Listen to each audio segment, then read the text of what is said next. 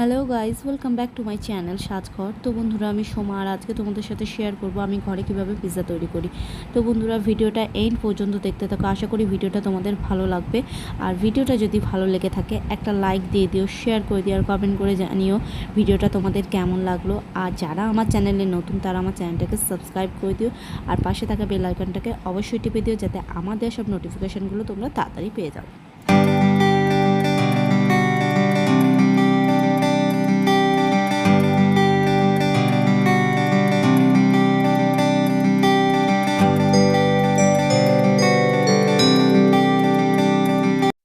তো বন্ধুরা, পিৎজা বানানোর জন্য আমি কী উপকরণ নিয়ে নিয়েছি বলে দিই।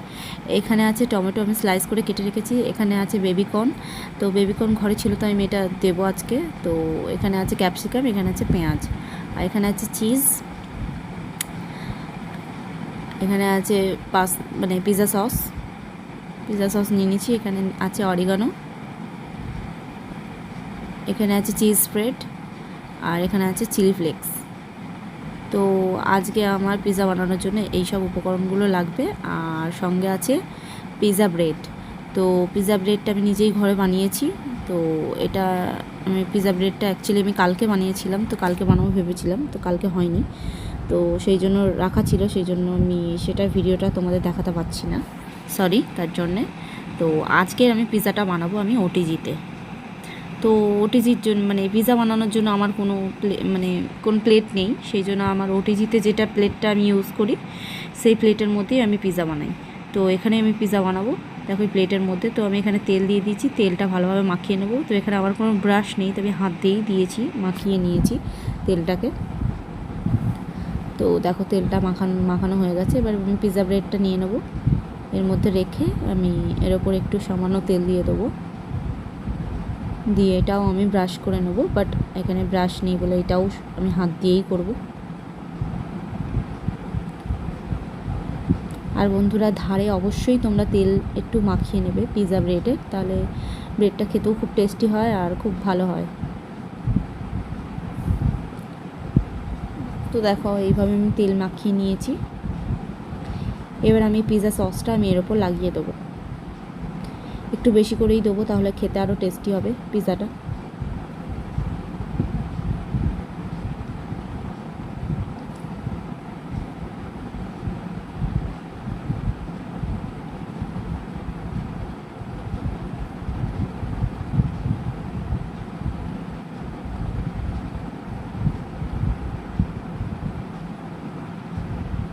ভালোভাবে মাখিয়ে নিতে হবে চারিদিকে চামচের সাহায্যে।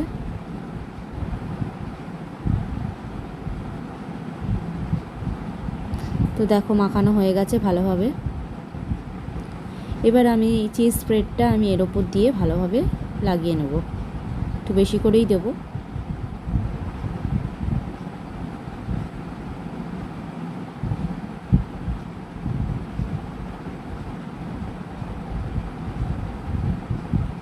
এবার আমি চামচের সাহায্যে এটা ভালোভাবে চারিদিকে করে নেব।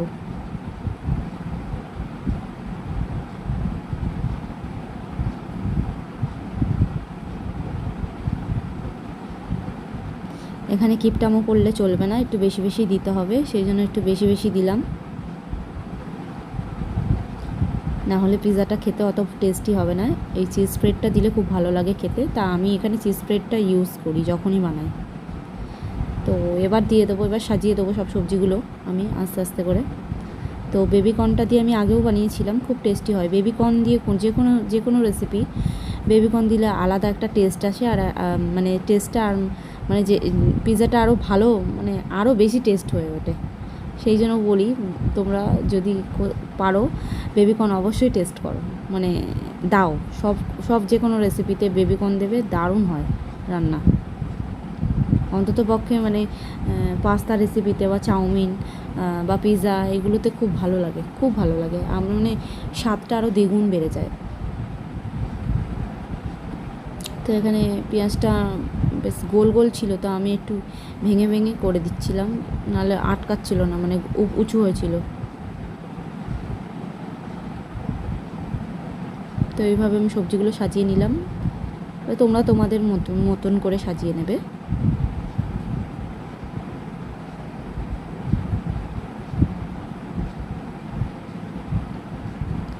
টমেটোগুলো একটু বড় বড় কাটা হয়ে গেছিলো, ঠিক কথা, কিন্তু একটু বড় না হলেও আবার ভালো লাগে না, মুখে না পড়লে ভালো লাগে না, সেই জন্য একটু বড় বড় কেটেছি। তোমরা ছোটও কাটতে পারো।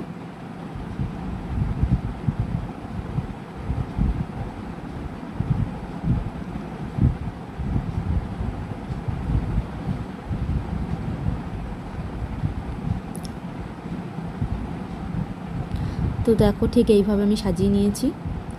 এবার আমি চিজ স্প্রেডটা একটু একটু একটু জাস্ট ছড়িয়ে দেবো, জাস্ট যে বাইরে যেমন পিৎজা খাই আমরা সেরকম একটা ফিল দেওয়ার জন্য আমি এটা করেছি। তাহলে দেখতেও ভালো লাগে, বেশ ভালো লাগে, খেতেও ভালো লাগে, তো সেই জন্য আমি এটা দিয়েছি। এবার দিয়ে দেবো চিলি ফ্লেক্স।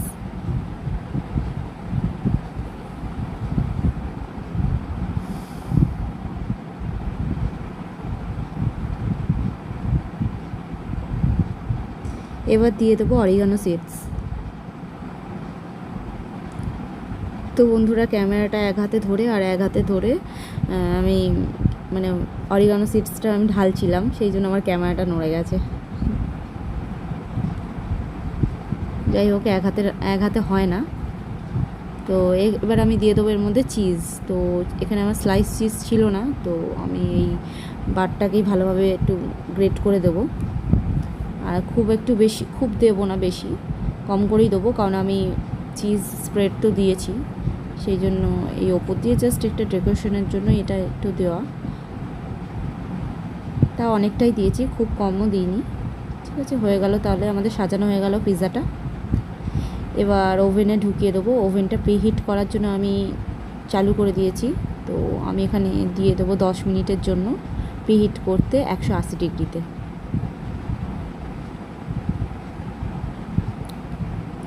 দেখো এখানে প্রিহিট হচ্ছে। তো আমি এখানে পিৎজাগুলোও রেডি করে নিচ্ছি। এখানে টোটাল আমি 3টে পিৎজা রেডি করে রেখেছি, আর একটা আমি ঢুকিয়ে দিয়েছি ওভেনে। দেখো এখানে ওভেনে আমি ঢুকিয়ে দিয়েছি, জাস্ট এক্ষুনি ঢোকালাম, এটা ঢুকিয়ে জাস্ট এই বন্ধ করলাম। দেখো আমি কত সেকেন্ডের জন্য করেছি এটা। দেখো এখানে 15 মিনিটের জন্য আমি রেখেছি, আর এখানে আমি 180 ডিগ্রিতে রেখেছি। তো বন্ধুরা 15 মিনিটে একটা পিৎজা রেডি হয়ে গেছে, সেই পিৎজাটা তোমাদের দেখা। আর এখানে দুটো আরও করেছিলাম, সেই দুটো এখানে ঢুকিয়ে দিয়েছি, একবারে হচ্ছে। তো দেখো রেডি হয়ে গেছে আমাদের পিৎজা।